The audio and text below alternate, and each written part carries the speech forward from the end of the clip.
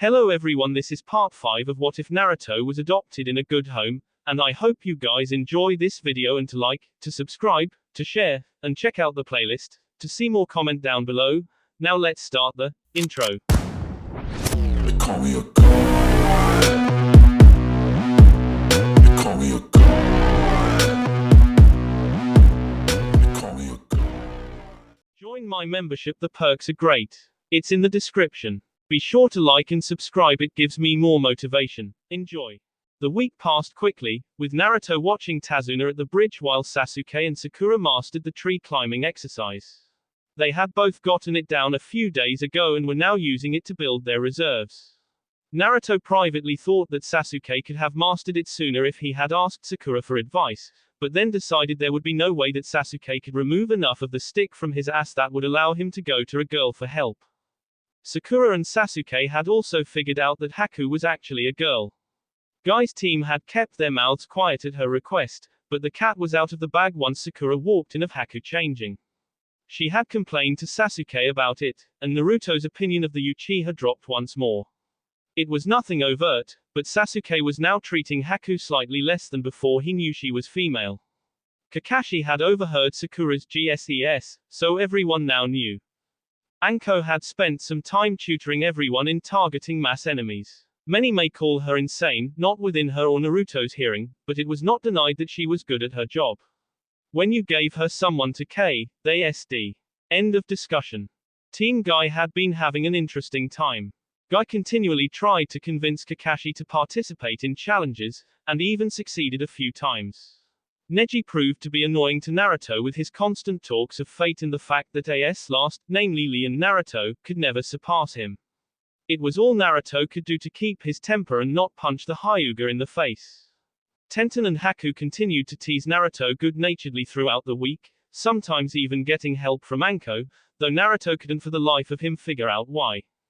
He really was dense about these things. However, the girls agreed not to fight between themselves until they could get Naruto to realize that they were making advances. They both knew it could take a while and knew it wouldn't do to K each other in the meantime. Naruto had come across them during the first argument they had, and really, it was barely able to be called that, and told them not to argue. He didn't want two of his best friends to fight. The duo still thinks it's funny that he didn't realize the argument was over him. Lee had spent his entire week training and trying to prove himself worthy of Sakura. Naruto tried to talk Lee out of it, but Lee hit him in the head for insulting Sakura, so he didn't push the issue. Since Anko really had beaten Kakashi, rather than the normal beating perverts received, he was still recovering. He, Sasuke, and Sakura would be staying back to protect Tazuna, much to Sasuke's displeasure. And tonight, starting at midnight, they would be attacking Gato. White Eyes in position. Snake ready. Mist Demon here.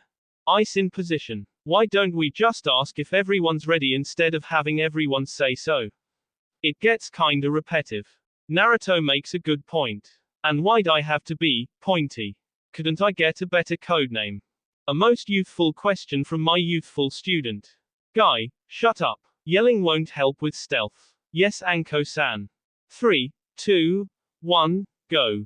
The Snake Mistress, the beautiful green beast of Konoha, the demon of the bloody mist, the last survivor of the Hyoten bloodline, Team Guy, and 200 Naruto clones descended on Gato's fortress with a battle cry that would scare a cage. Bandits on the outer wall tried to repel the onslaught with the weapons on hand, but Gato obviously never thought he would be attacked like this, and his forces had no good way to deal with the threat before they reached the wall. Most of the bandits fell before the ninja reached the wall, fallen by shuriken, senbon, and various thrown weapons. Once the wall was breached, the Naruto clones cut a line through the camp straight through to Gato's stronghold so the assassin team wouldn't have to waste their energy getting there. Once they were in, the clones spread out, taking bandits down as they went. Zabuza was using Kubikiri Haucho to butcher the bandits. Long cuts decorated the boss left in his wake, as well as severed heads and limbs. He was having fun. He hadn't had a job like this in a long time. Nuke Nin simply weren't usually hired for jobs like this. More often than not they were protecting the bandits instead of sing them. But Zabuza would do what it took to survive, even if it meant king people that didn't really deserve king. But these men definitely deserved it. So he was going to enjoy it while he could.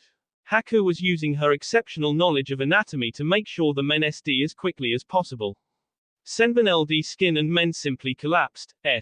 Eyes were skewered and arteries were severed.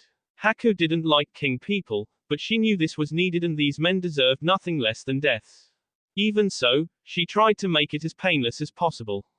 She didn't like king, but they would. Tenten was throwing weapon after weapon at her foes, piercing vitals with every strike.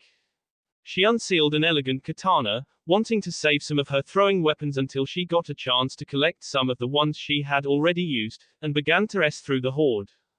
The samurai obviously weren't, as Tenten's sword cut through theirs like butter. Tenten wasn't used to king, her first having only been 2 months ago or so. It was getting easier to do the actual deed, but that didn't stop the overwhelming urge to vomit once she was safe. Tenten knew she was going to be thinking about this night for months to come. She cut another long S down a man's chest. Naruto knew he was the main attack force. Zabuza and Haku-chan could beat this many bandits if they were by themselves and at full strength, but he didn't know about anyone else. And even then, they would be exhausted at the end. However, with his clones, there would be no problems with dealing with the numbers.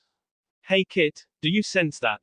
You two get down to the basements and see if there are any prisoners we need to save, or any coffers we can raid, Anko ordered as her kunai sunk into the base of a bandit's N. Neji and I will go after Gato. Move out. Anko and Neji sped down the hallway as Guy and Lee disappeared down a staircase. Neji's Juken was decimating the untrained and inebriated men, their corpses lining the halls. Anko hadn't even resorted to using her snake jutsu yet, just taijutsu and kunai.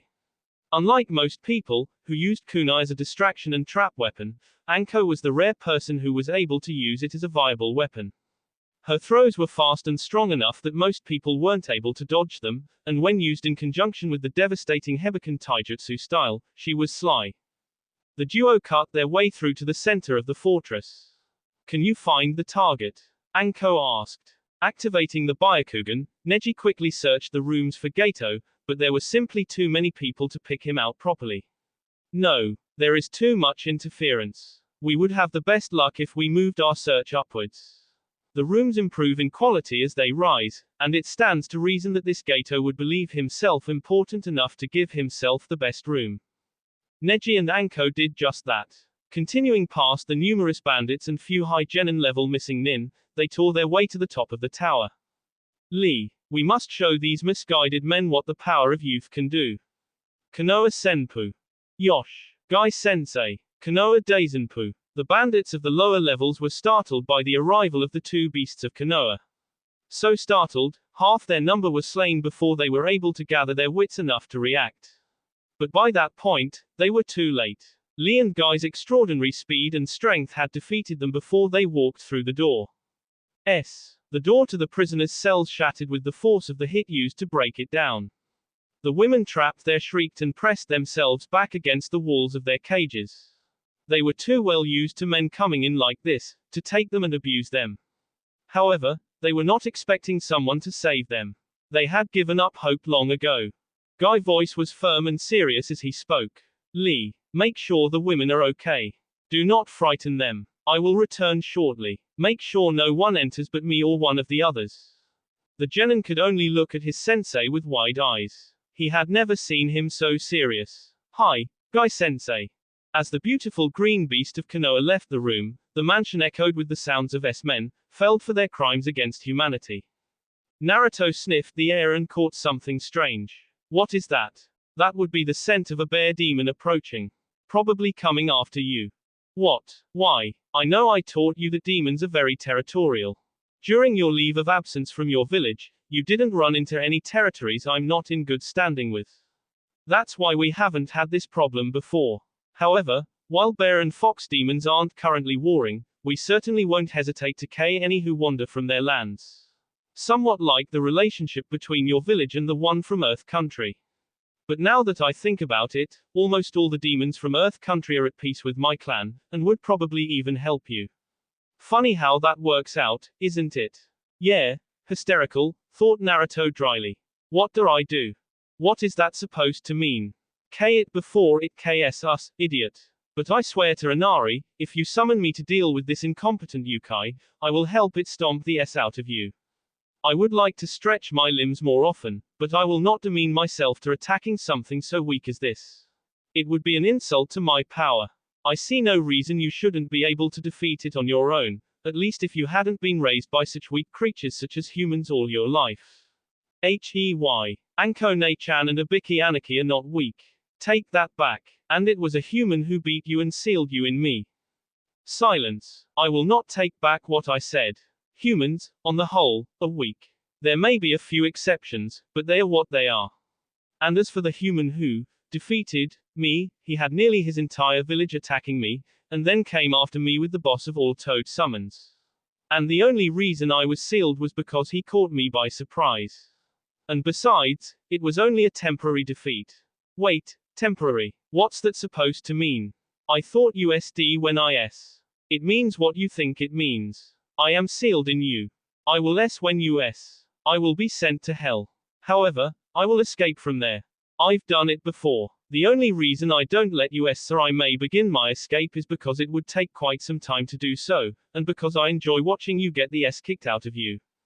So you're just keeping me alive because you're lazy. Insolent brat. Of course not. I keep you alive because your failures reflect my status. And if I wanted to K you, all I would have to do would to be flood you with more pure Yuki than your body can handle. The only reason I don't do that is because it would leave me weakened and it would take me longer to escape hell. I don't want to have to spend time down there when I could be wreaking havoc here. But wait a second, if you could just escape from hell, why didn't you let us S back when that crazy blue hair messed with the seal? Not that I'm really complaining. Because, whatever that person did wasn't killing us, it was destroying us completely. I imagine that wasn't what they were after, but mistakes happen, especially in the techniques used by humans. And when dealing with seals, anything can happen. And with that mistake, we wouldn't have SD and gone to the afterlife, we would have ceased to exist. That is a fate worse than any other, especially for one like me. What are you talking about? I've lived for longer than you can comprehend. To simply stop existing is the worst thing that could happen to a being like me. This conversation is done. I believe you should be more concerned about the bear demon that's heading for us. Bang! The door to Gato's office said against the wall as Anko kicked it open.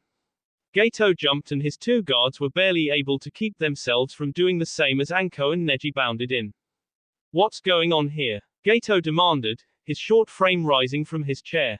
Who are you? We're your executioners, Anko said coldly. What? Waraji, Zori, K those two. The two swordsmen rushed the duo, but Neji dropped Zori with a Juken strike to the T and Waraji fell when Anko's kunai LD his carotid artery. You are fated to S here, Gato, Neji proclaimed. It would be easier if you didn't fight it. Anko smirked sadistically. Besides, did you really think you could get away with attacking my Ototo? That's just stupid. And for it, I'm gonna K you. If your brother was stupid enough to get in my way, he deserved to S. People need to learn to stay out of my way or they'll S. And what makes you think you can K me? I've got a whole army at my disposal. You are a fool, Neji said. Fate has declared this to be the day you S, and your men as well. Or had you not heard the sounds of them being said like the pigs they are? Fate is inescapable, and you will S tonight because that is your fate. It is better just to accept it, than to try to fight. Anko sneered at the speech. You know, I don't believe in fate, but he's right about one thing. You're going to S. Gato was sweating at this point, both from the king intent in the air and the malice in Anko's tone. His hand shot towards his desk, presumably to activate a trap, but he was pinned to his chair with a kunai through both hands before he could get halfway there. Once Gato was done screaming, and was merely whimpering, Anko spoke again. But before you S, you're going to scream for me. Zabuza. Naruto yelled over the sounds of the battle. The bandaged nin turned to face him, his sword following his motion, cutting the heads off the bandits in range. What? I'm a little busy right now. I'm going to leave my clones here, but I need to go take care of something. At this point, Naruto had moved close enough to fight with the demon of the mist back to back. And what's more important than this? The bear demon coming straight for us. What? Zabuza's shriek gave a bandit time enough to get close enough to think he was going to get a good strike in on the ninja before Naruto jammed a kunai in his tea. You heard me. I'm going to go fight it. You stay here and make sure we beat these guys. I'm the only one here that will be able to do anything about it. What about summoning? I've got the sea serpent contract. Zabuza counted as a mighty swing took out another 3 bandits. We're in the middle of the woods. There's no water for them out here, or at least nothing large enough. Nei-chan has the contract with snakes, but she's dealing with Gato right now and doesn't know about what's coming. I doubt she'll be able to sense it until it's too late. By the time she does, I'll already be fighting it. And how do you know this thing's coming if we, trained Junin, can't sense it? Naruto answered with a look that said Zabuza was being an idiot. Hanyu, remember. But my next question is how you plan on stopping me from following you. I'm not about to back down from a fight like this. As Naruto turned to answer, a bandit caught a lucky break and struck Naruto in the side of the head, leaving only smoke behind. Right, Kage Bunshin. I can't believe I had that whole conversation with a clone. Zabuza went back to destroying the bandits with ruthless efficiency. Tenten panted as last of the current wave of bandits fell. She had been on missions to destroy bandit camps before, but this was nothing like those missions. Those missions had her providing long-range support while her teammates took out the bandits head-on. Here, there were so many that she couldn't do that. She would eventually be overtaken if she tried that. The next wave of bandits started advancing towards her, but she made no moves to meet them. None of them had any long-range weapons, so she could just wait for them to get to her before taking them out, save her energy. Haijutsu, Sensatsu Sushu. The hunter-masked Haku landed nimbly next to Tenten, who to her credit, didn't start at the sudden appearance of the ice user. You appeared to be tired, and I was close enough to render assistance, Haku explained softly, saying a silent prayer for the bandits she had just killed. Tenten looked out at the wave of ninja who had just fallen to one attack. There were 1 or 2 still standing, but they looked like pincushions, and she threw a kunai to put them out of their misery. Thanks, Tenten said sincerely. She may be competing with her for Naruto's affections, but she wasn't going to turn down help on the battlefield. The Kunoichi duo looked at each other, nodded, and dove back into the fray. Kyubi had informed him that the brown 4-tailed fox would be more than strong enough to deal with incoming bear demon.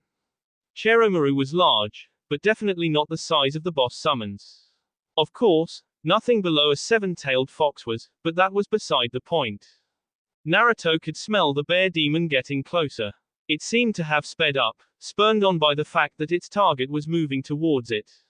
Cheromaru was moving quicker, anticipation of a good fight making the fox anxious. It was only moments before the 2 combatants could see each other. Naruto released his gravity seal and showed his true form, his chakra, now that it wasn't being suppressed, like a beacon for anyone trained to sense it. The traditional staring match lasted only seconds. Naruto didn't want to waste any time getting back to his friends, and the bear Yukai seemed to sense it couldn't prove its dominance in this method. The bear lunged, but its speed was no match for Cheromaru.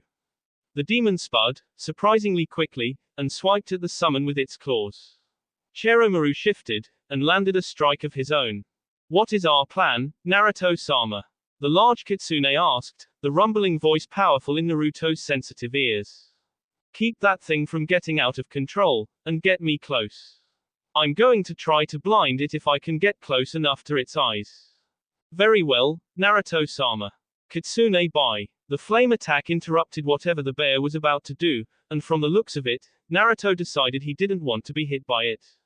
However, as the bear didn't seem to be charging it up again, it looked like it was either a one-time use, or the bear didn't have enough energy for it to be used again. Attacks were exchanged a few more times, Cheromaru's speed making up for the bear's superior strength, and Naruto was in position.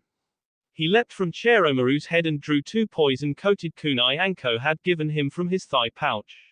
The 2 kunai flew a moment later, and Naruto started familiar hand signs.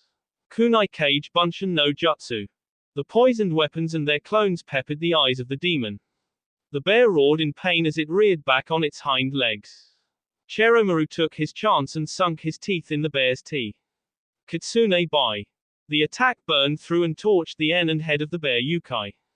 To make sure he got the job done right, The fox summon sped the demon's tea out as he withdrew. Hey Fuzzy, you don't sense any other demons coming towards us, do you? No, and now that you've killed the first one that came after you, they probably won't be as eager to come after you. You might have to fight another one before you leave, but as you just saw, bears are slow and stupid, so you shouldn't have to work that hard to beat them. Naruto-sama, do you need my assistance in getting back to your friends? Cherrymaru rumbled, looking longingly at the bear carcass in front of him. Naruto scratched his head. Well, it would kind of help, but I don't need your help. I can do it myself. Why? Cherrymaru nodded slightly at the bear, and Naruto got the point. Oh, yeah, if you're hungry, go ahead and eat. It's not like there's a whole lot else it's good for now anyway, right? Cherrymaru chuckled slightly. Indeed, Naruto-sama. Call on me whenever you need assistance. Naruto nodded, and sped off towards the bandit camp, reactivating his illusion and gravity seals as he went. You go down and make sure Guy and Lee are doing okay on their own. Help them if they need it, Anko said as she incinerated the body of Gato. I'm going outside to help finish off the rest of the bandits. Was that truly necessary? Neji asked, his face more than slightly green. Only his practice at suppressing his reaction kept him from throwing up. Yes, he touched a member of my family. You didn't have to stay. Without elaborating, Anko jumped out of the window, flipping into the battle below. Neji nodded, even though he knew there was no way she would have seen him, and started down towards the basement. When he arrived, having been only slightly slowed by the bandits, as most had already been taken care of, he was greeted by a sight that made him turn green once more. Boss had been kicked through walls, limbs had been horribly broken, to the point that Neji was feeling phantom pains thinking about it, and even a few corpses had had their skulls broken so that their heads were now merely misshapen lumps. Others were lying with their heads at unnatural angles, telltale sign of the broken NS. One or two were even embedded in the concrete wall that was the foundation, blood slowly de-sping out around the boss. However, even with all the weapons strewn around the rooms, they made none of the injuries to the bandits' corpses. Someone had done this with the bare hands. With the distant echo of Konoha Senpu, Neji knew immediately who had done this. Neji activated his Byakugan once more, and scouted out Lee's position. The Hyuga made his way swiftly towards his teammate, not wanting to see any more of Guy's weight than he needed. Anko SD her way through the hordes of bandits that were still fighting. Their number had decreased drastically, but that didn't mean much when they had started out with nearly 1,000 men. But then again, Anko hadn't had this much fun in a long time. Usually, she was interrogating someone with a bicky, or out on an assassination mission that had to be quiet and clean. It had been a long time since she had had a chance to really cut loose and get rid of a bandit camp like this one. And I just found a way to make this a whole lot more fun. Oi, Zabu-chan. What? He snapped back, annoyance at the name clearly coming through in the form of King Intent, enough so that a few of the bandits around him collapsed. I bet I can take down more bandits than you. You wish. Scared? No way. You're on. Starting now. As Anko and Zabuza were starting their morbid contest, the real Naruto was arriving back on the battlefield. 100 more cage bunshin popped into existence, supplementing the ones who had been destroyed over the course of the battle. Only a few remained at this point, and frightening the bandits that were still left. There are more of them. Just hit em before they get you. They turned to smoke. The bandits were somewhat heartened by the fact that it only took a solid hit to disperse one of Naruto's clones, but the clones were still taking down at least 3 before they were hit at all. One bunch of bandits had circled up and were making it hard for his clones to get inside. The outside ring was protecting the inside where several archers and crossbowmen were firing. Naruto got a boost from 2 of his clones, and threw a trio of shuriken down at the clustered bandits. Shuriken Kage Bunshin no Jutsu. Several of the bandits fell to that jutsu, and the rest were distracted enough for his clones to slay. Naruto waved his hand, allowing some of the clones to disperse. He needed to keep his energy, and he couldn't do that maintaining so many clones. Naruto started to go through hand seals as his clones covered him. This was a technique he still hadn't quite mastered, and needed his concentration to get right. Kaiten, Koryuden. The fire dragon flew from Naruto's mouth, and soared through the bandits surrounding him, burning them severely. Having had no experience with shielding their boss with chakra, and taking out several clones as well. Naruto coughed and hissed, clutching his tea, having burnt it with the jutsu. The only reason he didn't blow his head off when using the technique was because of his kitsune half. Fire was their natural element, and in time, he would be able to use it well, but currently, whenever Naruto attempted a fire technique of that strength, he would end up burning himself. He knew he should start small and build up, but Naruto didn't use many fire jutsu, and wanted the ones he did to mean something. It only made sense, his natural affinities being wind, with a secondary and weaker affinity to water. Naruto would have done another technique, one that didn't require him burning his tea, but excluding summoning, which he really didn't want to use against Sasune, and he didn't want to take the risk of Guy, Lee, or Neji seeing it and having to come up with a story as to why he could summon foxes. Naruto didn't know any technique that could do as much damage as that one. The elemental dragon jutsu were widely considered some of the strongest non-kinjutsu around, simply for intimidation and sheer striking power. With enough control over the technique, as user could make the elemental dragons chase their foes, but that required an almost constant flow of chakra to the technique, plus Junin level control. However, once mastered to that point, an average-sized bandit camp could be taken out with only a single use. However, Naruto didn't know any of the other elemental dragon techniques. The Earth Dragon was a technique that he could probably learn fairly easily, but if it was in his family library, he hadn't found it, and if it wasn't, he didn't know anyone who did know it. His sensei might, but there was no way Kakashi would give Naruto a Junin level jutsu. He hadn't even bothered to teach them tree climbing until now. The Wind Dragon was one of Suna's most guarded secrets, so well protected and well protected, that before their not even the Uchiha had copied it. The Lightning Dragon was almost as secret as the Wind Dragon, though it was rumored to be the absolute hardest to control. The Water Dragon was the one Naruto was currently trying to get his hands on, but Zabuza wouldn't teach it to him. He wanted the runt to get a few more lower-level jutsu under his belt before blowing his head off with that one. He wouldn't even contemplate teaching Naruto the Suten, Daibakufu no Jutsu yet, not that Naruto hadn't asked. So the Fire Dragon was what it had to be. Bandits screamed as the Fire Dragon tore through their ranks, destroying the last of them. Naruto's control faltered, and the jutsu dissipated into a cloud of ash. The others of the assault team, having been drawn by the fire, closed in just as the Jinchuriki collapsed from exhaustion.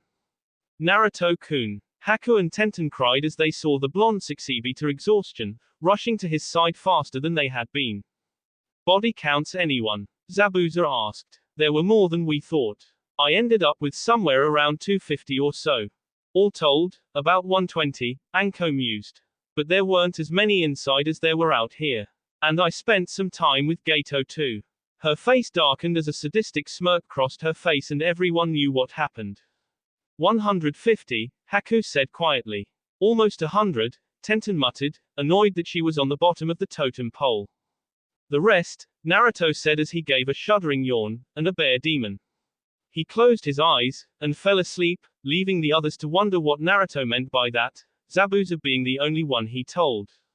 Lee was working to keep the captive women calm, though with his over-the-top reactions to things, he wasn't helping very much. Neji had only recently arrived on the scene, and could tell that Lee needed help. In more ways than one, but he wasn't a psychiatrist. Neji swiftly maneuvered into the room, having picked the keys off of a nearby corpse, thanks to his Byakugan, and unlocked the cells the women were being kept in. Lee had apparently tried to break the steel bars with his fists after he couldn't find the keys. However, without opening the gates, which he hadn't gotten around to apparently, Lee wasn't quite strong enough. Several of the bars were quite bent, but none were shattered. The women they let out thanked him profusely, and Lee as well, though not as much as him, most likely because Lee had been crowing about the power of youth as he punched steel bars with his bandage-covered hands. However, one door had been rather irreversibly damaged by Lee's strikes. The lock itself had been bent out of shape, and the key no longer worked because of it. Lee wasn't getting any closer to breaking the stubborn steel, and Neji knew Lee was stronger than he was. Neji hated admitting that Lee was superior to him in any way, but Neji knew it didn't matter nearly as much as one might think. After all, Lee had yet to beat him in a fight, and was getting no closer, so Neji relaxed for a moment. He knew that if Lee ever beat him, he would never hear the end of it. My students, why have you not escorted these ladies outside? Surely you know that would be a better place for them than this. Guy had arrived. Guy-sensei, these unyouthful bars are keeping us from freeing the last of the captives. Lee wailed, expecting Guy to punish him for his failure. Do not let your flames of youth dim, Lee. I will free them. Meanwhile, everyone else in the room was sweet-dropping massively. Guy suddenly appeared in front of the broken door, and hit it with an open hand strike that blasted the steel door into the opposite wall, illustrating truly how large the gap was between student and teacher. Please follow us, and we will get you far away from this most unyouthful environment. Guy, over here, Anko called. The green beast of Konoha immediately led his group over to where the others had congregated. Naruto was still on the ground, no one having picked him up yet. The others were standing around him in a loose circle. Great, we can get this done with now, Zabuza said. He looked at the women who had followed Guy out. Haku. The kunoichi immediately moved over to them, checking their visible wounds and pulling gauze and salves from her med pouch. Guy, get Naruto and those two back to Tazuna's. Tenten and Haku can get the captives to the doctors in town. Girls, treat them here only if necessary, they don't need to be around here any longer than it takes them to get out of here. True to Anko's words, all of the women who had been captives were looking green, and most had already thrown up at the sight of so many corpses. Zabu-chan and I will clean up the boss. Zabuza growled at the nickname once again, while Anko just smirked happily. Guy leapt off, Naruto slung over his shoulder, with Neji and Lee following. Haku and Tenten quickly lead the women towards the town, leaving Zabuza and Anko alone. You do know a decent fire jutsu, right? I kept you around because I figured you did, you know. That, and if I didn't I'd be stuck with Guy, and there's no way I could be stuck with him for that long. Zabuza gave Anko a severe understanding. He had gotten stuck with Guy once during the week, watching the bridge, and there was no way he was going to let that happen to him again, and he completely understood anyone who felt the same way. You do remember that I was once an Anbu captain, right? I had to know a few to get rid outposts and boss. Just because I'm from Kiri people think all I know are water techniques, he muttered the last to himself. Zabuza and Anko both created a few clones each, sent them out to start collecting boss, and got to work burning the corpses they piled up. Naruto groaned as his eyes flickered open. The only spot of sun coming in the room was shining right in his eyes. He flopped his arm over his face, blocking the light, and heard the shuffling of someone moving over to where he was waking up. Taking a quick sniff, he greeted, "Hey Ten-chan. What were you thinking last night?" The weapon mistress questioned, getting right down to the point. What? Not going to ask me if I'm okay? Naruto asked sleepily. Tenten frowned, not that he could see it. I already know you're fine. You were only down for a case of chakra and physical exhaustion, and all the cuts and bruises you got last night are already healed, or mostly anyway. Her tone grew angrier. So what the hell were you thinking when you went off to go fight with a bear demon last night? And without telling anyone. I did tell someone, I told Zabuza. I couldn't see any of the rest of you, and I didn't know if a clone could get to you without being hit. So I told him, and then I told everyone else just before I passed out. Speaking of which, how'd I get back? Guy-sensei carried you. But that's not the point. What made you think you could take on a bear demon by yourself, you barker? Naruto just waved his hand and resigned himself to the fact that he wouldn't be able to get back to sleep anytime soon. Anyone with a decent summon could have beaten that thing. Besides, it was after me. Heading straight for us. I didn't want anyone to get caught underfoot when we started the fight. Anko-ne-chan probably could have beaten it with one of her snakes, but she didn't know it was coming, and she was busy inside. Tenten shook her head. I'm still mad at you for doing something so stupid, so don't think I'm not. And I know Haku and your sister aren't happy about it. You're going to be dodging kunai for a while. Naruto hung his head, knowing he had been beat. But he wouldn't go down without a fight. They would have to chase him down to get him. Changing the subject, he asked, did anything happen to my team while they were back here? Tenten shook her head. Nobody attacked it, that's what you're asking. However, she chuckled, you wouldn't know that looking at the Uchiha. Why? What happened? While Naruto didn't like Sasuke, he was his teammate, and as such, didn't like things happening to his teammates. Unless he was the cause of it, of course. He apparently said something that Gintoku took offense to, and your fox scratched the hell out of him. His arms and face looked like Tora the cat got at them. The two shared a laugh over that. The daimyo's wife's cat was universally recognized as the worst D-rank mission in Konoha. There simply was no mission worse. And every ninja in Konoha knew it. Some even speculated that that mission was the reason Konoha ninja was so strong. You had to be to get that damn cat. I'll have to make sure he gets a nice fat rabbit for that, Naruto chuckled. So everything else was okay. Sure, if you don't count the Uchiha pouting over what he sees as being left behind, or Sakura Ming that, her precious Sasuke-kun, isn't getting every single thing he wants. Not in those words, but that's what it amounts to. Naruto opened his mouth to continue the conversation, but stopped and blushed as his stomach let out a deafening grumble. Tenten just laughed. Fine, we can go get some food. After cleaning up the boss, Zabuza and Anko raided the vault below Gato's fortress. There was enough money there to pay for the advanced mission costs, even with the extra team, and there was still plenty left over. It was decided that everything that was left over after mission fees would go back to the people of Wave. The reason for this was twofold. 1. Most of it belonged to them in the first place. Second, it was likely that Wave would be using Konoha for all their missions in the foreseeable future, and it would make it easier on everyone if they had the money to pay for them. The Konoha team stayed in Wave for another 2.5 weeks, helping Tazuna finish the bridge. Naruto didn't have to fight any more demons, much to his relief. He didn't have any doubt that he could win, but he didn't fancy his chances against Haku, Tenten, and his sister afterwards. They had already nearly killed him once. It was decided not to tell anyone who didn't know about his Hanyu status about his defeating the bear Yukai. Their mission was to take out Gato and destroy the bandit camp. There was nothing in there about King a Bear Demon. As it had nothing to do with the mission, they decided it would be better if no one knew about it.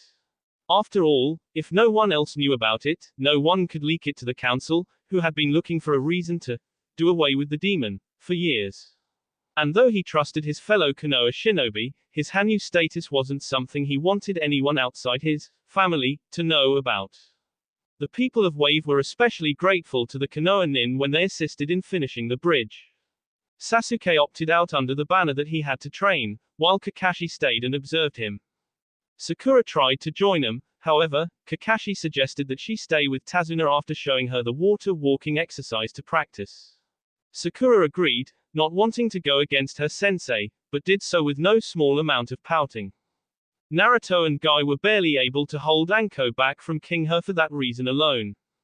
Team Guy helped because it was apparently the youthful thing to do. Neji claimed that he did it only because it would be dishonorable for a Hyuga not to help someone when they needed it. Naruto thought Neji was being an arrogant prick that needed shut up and get back to work. Anko and Zabuza spent most of their time supervising, mainly because everyone was too scared of them to tell them to do anything else. Naruto was the real savior. Though most of the able boss men turned out to help build the bridge, it still wasn't enough to get the bridge done as soon as Tazuna liked. Naruto solved this problem through judicious use of Bunshin, creating countless copies of himself. Doing that every day, they were able to finish the bridge in much less time than what they were expecting, and they were able to get on the road to recovery a lot sooner. Though he wasn't referred to as such to his face, or around any of the other ninja, Naruto became known as the hero of Wave, for allowing them to finish so much sooner and generally lifting their spirits. The morning the Konoha group was leaving, almost the entire village came out to see him off. Everyone was waving, and Tazuna, Tsunami, and Inari were at the front of the crowd. Naruto and friends stood at the edge of the bridge, departing slowly, shouting goodbyes to the people they had gotten to know. As the group faded from view, Inari was wiping the tears from his eyes, even though Naruto had told him it was okay to cry when you're happy. So what are we going to name our bridge? He asked, no one having decided on one yet. There was a general consensus, but nothing official, and the main reason they hadn't decided on one was because they didn't want anyone to get a big head over it. The super amazing bridge Tazuna made. The bridge builder proclaimed comically. No. The village protested. The image of the person who had defeated the bandits, gotten Inari to believe in heroes once more, and raised their spirits afterwards flashed in Tsunami's mind. There was only one choice in her mind. The Great Naruto Bridge, she said simply. There was much murmuring to the affirmative, and it was decided. The Great Naruto Bridge was born. The worst thing about traveling, Naruto decided, was that after a while, conversation stopped. They were running through the trees, making good time back to Konoha. He knew they were ninjas, but would it hurt him to talk at least a little bit? Even Gintoku was being quiet. So, what's everyone going to do when we get back to Konoha? He asked hesitantly. Even though he thought it was too quiet, Naruto didn't want to be the one to break the silence. The first thing I'm going to do is take a real bath to get all this grime off me, Sakura said. I haven't felt properly clean since we left Wave. Rivers were not meant for getting clean in. It was only through great strength of will and years of living with Naruto that Anko was able to keep herself from throwing a kunai at the pink-haired girl. Actually, Sakura, Kakashi noted, the first thing any of us will be doing is turning in our mission evaluations. I imagine the first thing I'm going to do is be confronted by a squad of Anbu, Zabuza mused. I doubt it. You're with me, and most of the Anbu stay away from me, Anko said with a smirk. Now, Naruto was generally the last person anyone in Konoha went to about anything romantic. He was famous not only as the Jinchuriki of the Kyuubi, but also as the most romantically dense person in the history of the village. However, even with as dense as he was, he could see that Anko had been flirting with Zabuza. Normally, whenever his sister flirted with anyone, they generally ran for the hills, trying to get away from the crazy lady. However, Naruto knew Zabuza, and he knew Zabuza wouldn't back down from something like this. However, Naruto also wasn't sure how he would feel if the two got together. He knew it wasn't really his business, but damn it, he would make it his business if anything happened to hurt either one of them. Naruto stopped and looked behind him. Apparently, the group had stopped while he was musing, and Lee and Guy were currently hugging with the infamous sunset genjutsu behind them. Naruto quickly covered his eyes. He had learned that unless you physically cover your eyes, it was almost impossible to look away. Almost like a train wreck. You want to stop watching, but you just can't. As the group neared the gates a day later, a pair of Anbu leapt down in front of them. The one in the monkey mask was first to talk. Momoki Zabuza, we have been ordered to escort you and your apprentice to the Hokage. Do not make any sudden moves or that which may be seen as hostile. Kakashi waved his hand. There's no need for that. We've got more than enough Junin here to deal with Zabuza if he gets out of hand. But if you really want, you can always walk with us. The Anbu agreed silently, and followed along, sticking to the shadows. Not that Zabuza couldn't detect them. He scowled under his bandages. To some it may have seemed that Kakashi had just diffused a potentially difficult situation, but Zabuza just saw that the copy nin still didn't trust him. He was a former Anbu captain, and he probably could have made the two others just go away. There was no reason for them to be added to his honor guard. Haku's thoughts were also forming along the same lines. However, she also realized that Kakashi felt the need to protect his village over making them feel comfortable. It was only a short time before they reached the Hokage Tower, where the entire group was quickly escorted to the Hokage's office. The secretary frowned at Naruto, who merely ignored it, but Anko glared back. The prudish woman quickly turned back to her work. The mission reports were quickly placed on Sarutobi's desk, and they all stood at attention while the aged Hokage looked them over. Normally, mission reports were handed in downstairs, but for a mission like this one, where they would bring back a missing nin alive, one who wanted to join their ranks, and since they were all already in there, they gave them straight to the person who would ultimately receive them. Zabuza, the Sandaime finally spoke, why do you want to join Konoha? Zabuza chose his words carefully. Normally, he was brash, but even with his advanced age, the professor was considered one of the most dangerous shinobi in the world. He didn't need to say anything that would get himself killed. I'm tired of running from the hunters. And I don't want that kind of life for Haku. No, that's why you wish to no longer be a missing nin. Why do you want to join Konoha? I understand the new village of Otogakure has a much more open policy towards missing nin. Zabuza grumbled, but only slightly. Naruto, if I hadn't known him I never would have thought about joining your village. Sarutobi nodded. He has that effect on people.